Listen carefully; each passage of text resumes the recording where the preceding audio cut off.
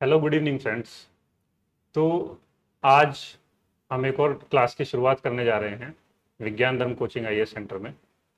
और कोशिश करेंगे कि हर क्लास की तरह इस क्लास में भी आपको वही मज़ा आए, पढ़ने में वही आनंद आए और उसी तरीके से एक सही पैटर्न से सही ढंग से हम इस क्लास को लेके चलेंगे जिस तरीके से एग्ज़ाम को क्वालिफाई करने के लिए ज़रूरी है।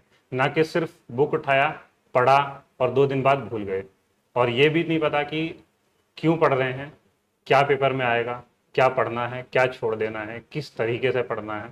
तो वो सब चीज़ें अब तक जितनी चीज़ें की हैं उसको हटाते हुए एक सही तरीके से पेपर ओरिएंटेड पढ़ेंगे और कोशिश करेंगे कि सही चीज़ों को सही तरीके से समझा जाए, सही तरीके से जाना जाए और पेपर में उसको अच्छी तरह से इम्प्लीमेंट किया जाए।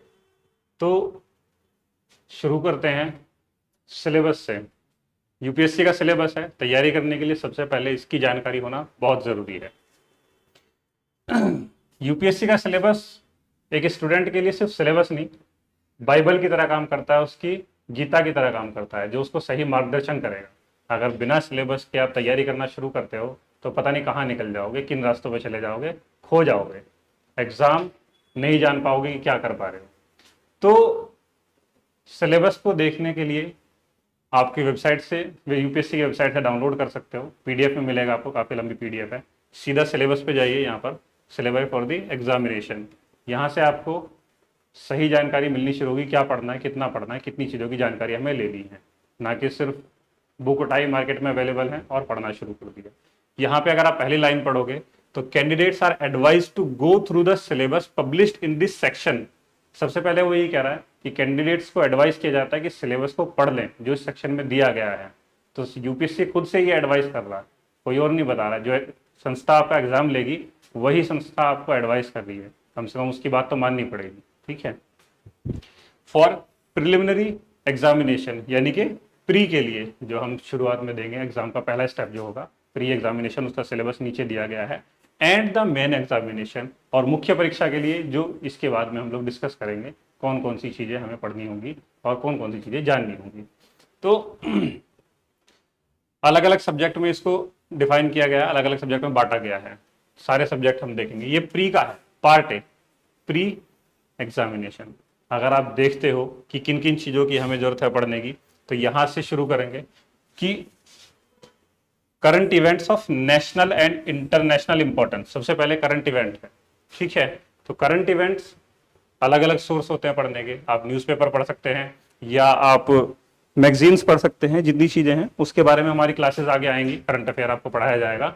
और करंट अफेयर को एक सिलेबस के अकॉर्डिंग इंपॉर्टेंस देखना, नेशनल एंड इंटरनेशनल इंपॉर्टेंस, जो हमारे इंपॉर्टेंस की है, नेशनल और इंटरनेशनल इंपॉर्टेंस, किन घटनाओं का हमारे देश पर या दुनिया पर प्रभाव पड़ता है। क्योंकि करंट अफेयर तो जो भी कुछ घट रहा हो सब कुछ करंट अफेयर है, लेकिन इंपॉर्टेंट कौन सी हैं उनको ध्यान रख के पढ़ना है। दूसरी चीज हिस्ट्री।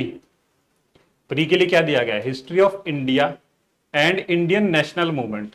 तो यहां से देख सकते हो कि हिस्ट्री ऑफ इंडिया, यहां से अगर बांटोगे Indian national movement, history of India 3 section आप हिस्ट्री क्लास में पढ़ रहे हैं, कौन कौन सी चीजें हैं ये भी पढ़ेंगे, इंडियन नेशनल मूवमेंट। लेकिन यहां से आप इसकी गहराई समझ सकते हो कि इंडियन नेशनल मूवमेंट का कितना महत्व है, क्योंकि वो हिस्ट्री ऑफ इंडिया के साथ में अलग से मेंशन किया गया है कि ये आपको पढ़ना है।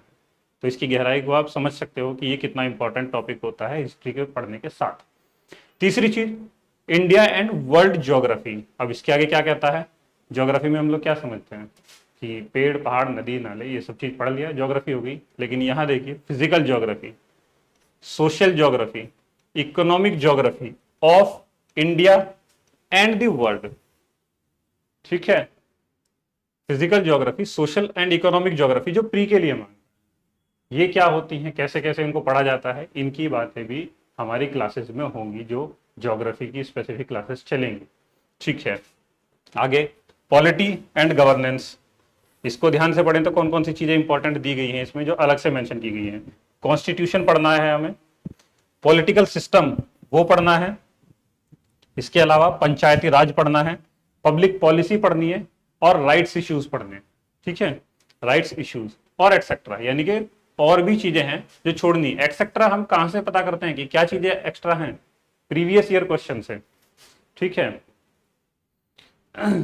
प्रीवियस ईयर क्वेश्चन से हमें एक्स्ट्रा पढ़नी है, या तो रोक लो थोड़ी दूसरी, ठीक। एटसेट्रा लिख के ये कंफ्यूज करेगा कि और क्या पढ़ना है। वो जानने के लिए हम प्रीवियस ईयर क्वेश्चंस का सहारा लेंगे कि और कौन कौन सी चीजें, ना सिर्फ पॉलिटी में, आपकी इकोनॉमिक्स में भी, यहां से भी क्या क्या चीजें एटसेट्रा हैं, क्या अलग है, सिलेबस से अलग देंगे। कई बार बच्चे कहते हैं कि ये चीज तो सिलेबस में लिखी नहीं थी, लिखी थी आपने शायद एटसेट्रा को पढ़ा नहीं कि उसके साथ कौन कौन सी चीजें कवर करनी है। तो वो चीजें कवर करने के लिए प्रीवियस पेपर की हेल्प ली जाएगी, और वो चीजें हमारे टीचर्स अपनी अपनी क्लासेस में बताते चलेंगे। छोड़ना कुछ नहीं है, सब चीजों को अच्छी तरह से लेके चलेंगे सारे सवालों को। अगला सेक्शन जो मैं कवर करने वाला हूं अपनी क्लासेस के through, economic and social development. Okay, क्या चीजें हैं जो इसके साथ पढ़ी जाएंगी? सस्टेनेबल डेवलपमेंट, सुना सबने होगा, शायद कुछ ने समझा भी होगा, अच्छी तरह से पता नहीं कितने लोगों ने समझा होगा, समझेंगे हम अपनी क्लासेस में। पॉवर्टी का कंसेप्ट क्या होता है, इंक्लूजन क्या है, डेमोग्राफिक्स यानी कि जनसंख्या, उसके बारे में इकोनॉमिक्स के एंगल से पढ़ेंगे। सोशल सेक्टर इनिशिएटिव यानी कि सरकारी स्कीम्स जो सरकार चलाती है, सोशल सेक्टर के लिए, सामाजिक सेक्टर के लिए स्कीम्स चलाई जाती हैं। ठीक है, पेज ऊपर कर लेते हैं एक बार।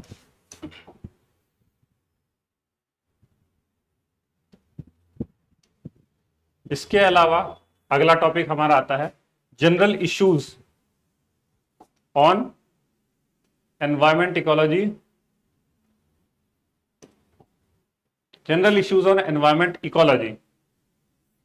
भाई जिस एनवायरमेंट में हम रह रहे हैं उसकी जानकारी भी होना हमें जरूरी है। इसको आप देखोगे तो ज्योग्राफी से अलग दिया गया है, यानी कि इसका महत्व बढ़ जाता है। इसको हम सिर्फ ज्योग्राफी के पॉइंट ऑफ व्यू से नहीं पढ़ेंगे, इसके लिए भी हमें अलग से जानकारी जुटानी होगी। इसकी भी क्लासेस हमारे थ्रू आपको दी जाएंगी।